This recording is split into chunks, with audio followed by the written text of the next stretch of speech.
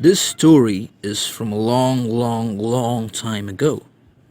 It happened during the Creation War. There were 8 cities, 7 cities, and 1 city. This one city was called Mir Tariniel.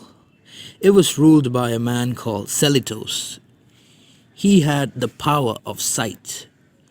Through his sight, he could see through the hearts of men, he could see the truth from falsehood, and he could see justice and fairness from lies and deceit. Tariniel was a prosperous city. It was known as the Shining City, and it sat among the tall mountains of the world like a gem on the crown of a king. And then there were 7 cities.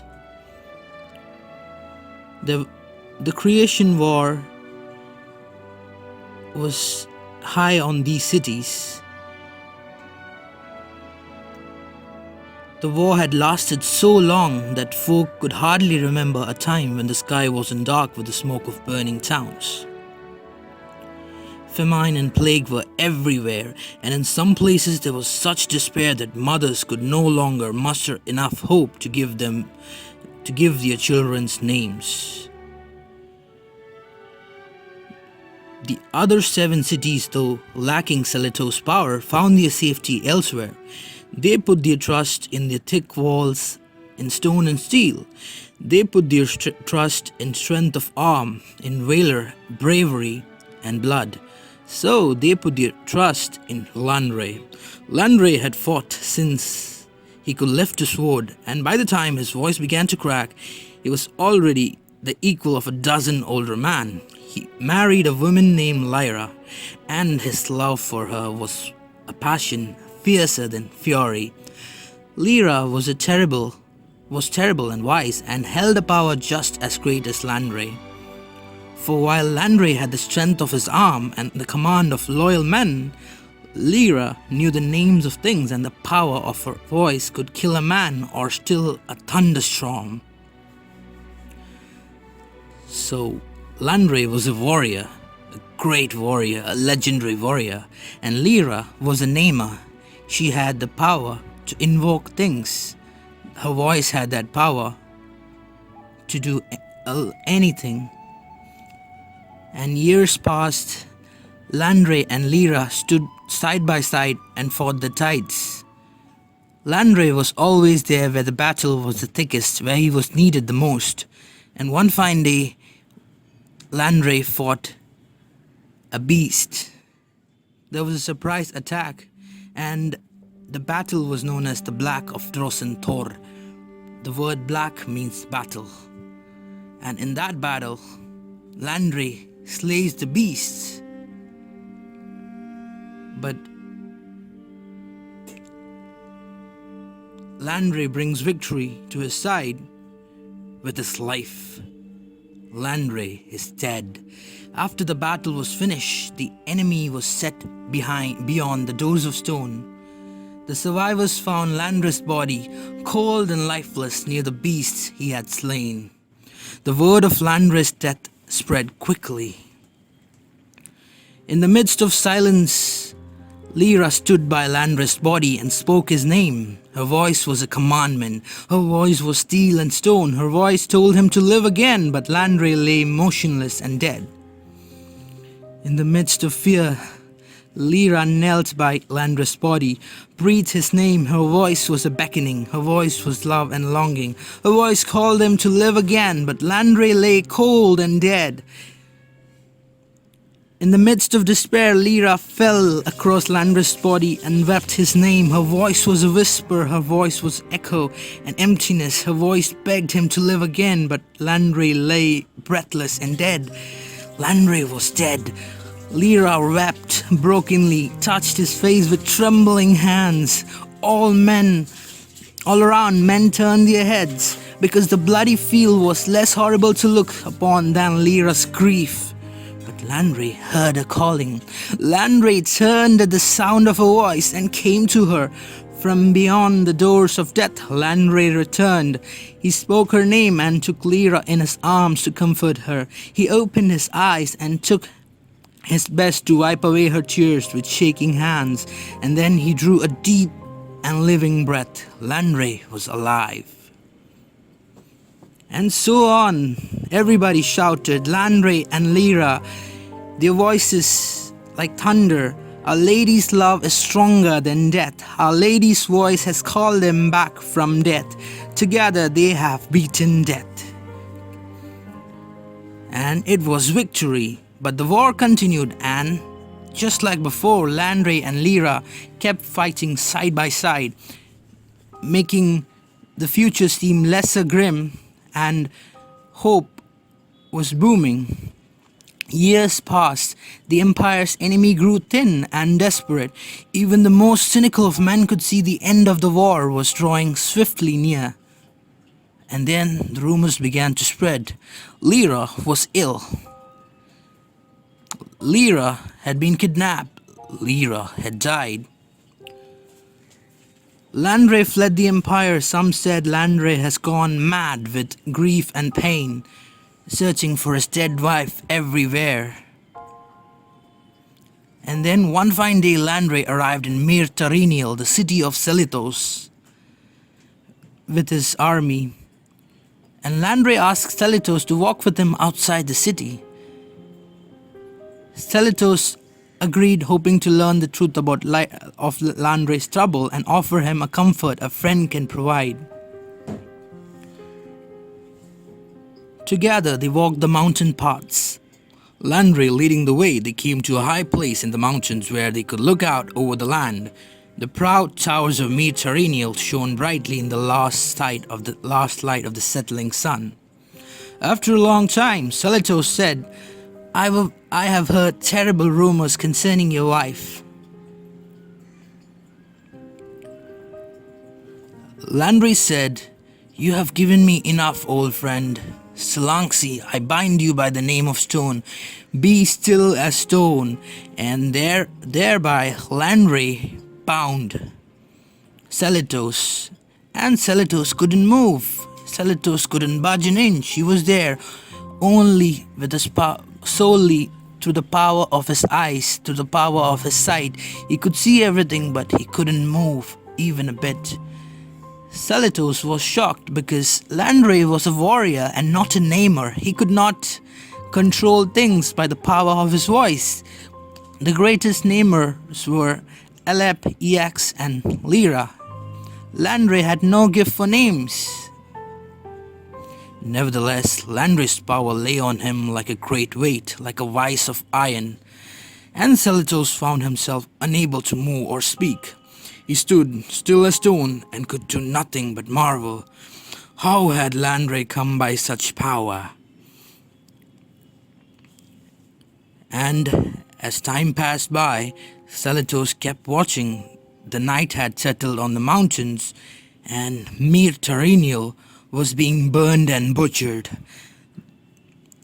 It was done by Lanre's army. The white walls were charred black and the fountains ran with blood. For a night and day, Selitos stood helpless beside Lanre and could do nothing more than watch and listen to the screams of the dying, the ring of iron, the crack of the breaking stone. When the next day dawned, the blackened towers of the city, Selitos found he could move. He was puzzled, and he asked, Lanre, what have you done? Lanre continued to look out over the ruins of Mir Tariniel. He asked his friend, was I considered a good man? Selitos replied, You were counted among the best of us. We considered you beyond reproach. Lanre said, And yet, I did this? Lanre paused. My wife is dead. Deceit and treachery brought me to it, but her death is on my hands. Lanre swallowed and turned to look out over the land. Lanre turned, and I counted among the best. I considered wise and good, and did all this. Imagine what unholy things a lesser man must hold within his sacred heart. For them at least, it is over. They are safe. safe from the thousand evils of every day, safe from the pains of an unjust fate, Lanre said, looking over the dead people of Mediterranean. Seleucus spoke softly, safe from joy and wonder. So Lanre was reasoning that the people they've killed are free from any kind of suffering or pain that Lanre was undergoing, that Lanre was burning through. But Seleucus said, since they're not alive, they'll also miss the joy and wonder of life. Lanre shouted, "There is no joy!" Stone shattered at the sound and the sharp edges of echo that came out to cut at them. And the joy that grows here is quickly choked by weeds. I am not some monster who destroys out of twisted pleasure. I sow salt because the choice is between weeds and nothing.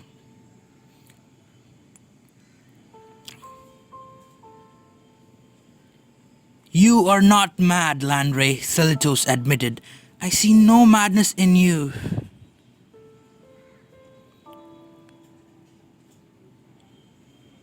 I want you to understand, to know it was...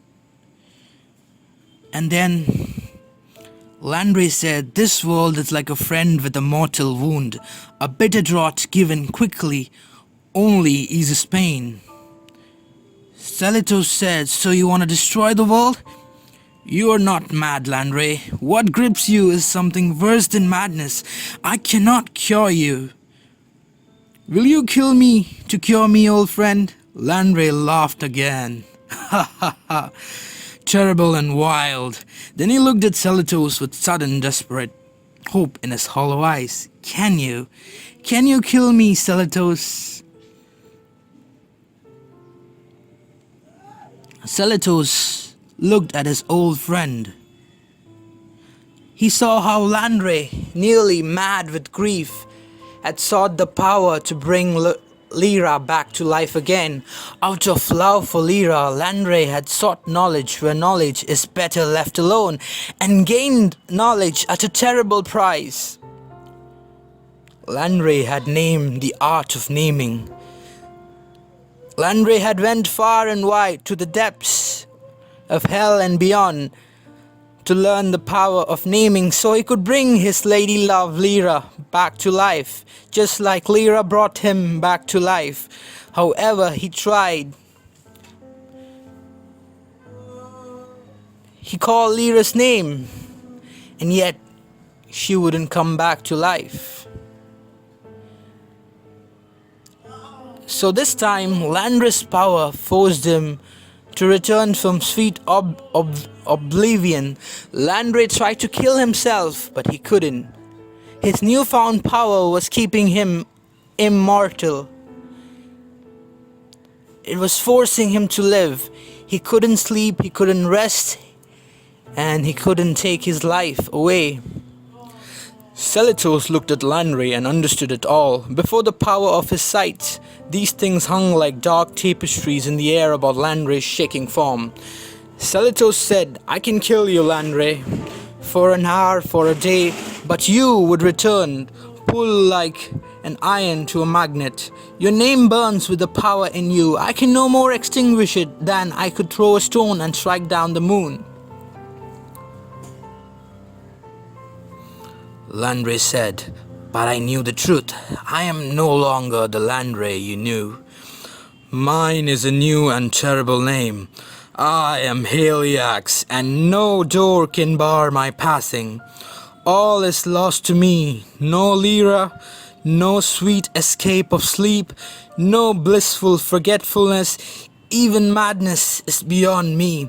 Death itself is an open doorway to my power. There is no escape. I have only the hope of oblivion after everything is gone. And Lanre hid his face in his hands. His body shook with silent, racking sobs.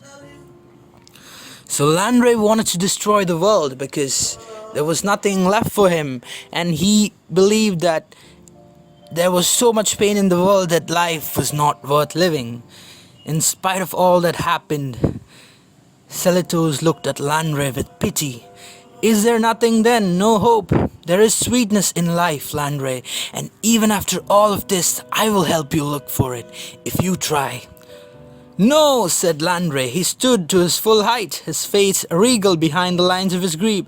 There is nothing sweet. I will sow salt, lest the bitter weeds grow. I am sorry, Salitos said and strode. Never before has my sight been clouded.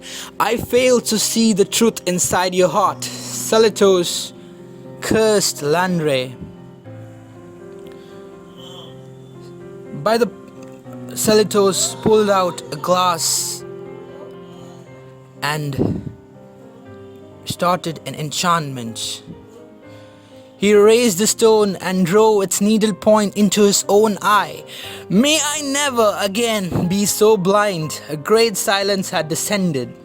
He cast the stone at Lanre's feet, blood dripping from Salitos' eyes. By the power of my own blood I bind you. By your own name let you be accursed. This is my doom upon you, Lanre. May your face be always held in shadow, black as the toppled towers of my beloved Mead Terrenial. This is my doom upon you.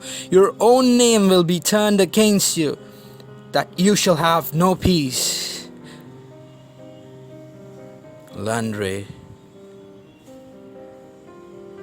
stood there as darkness fell upon him. All the rest was shadow, black and seamless. But even as he spoke them, the words were bitter in his mouth. Lanre, his face in shadow, darker than a starless light, was blown away like a smoke upon the wind. Then Salitos bowed his head and wept hot tears of blood upon the earth. Thus ends the story of Lanre, the story of the greatest love of Lanre and Lyra. Thank you for listening.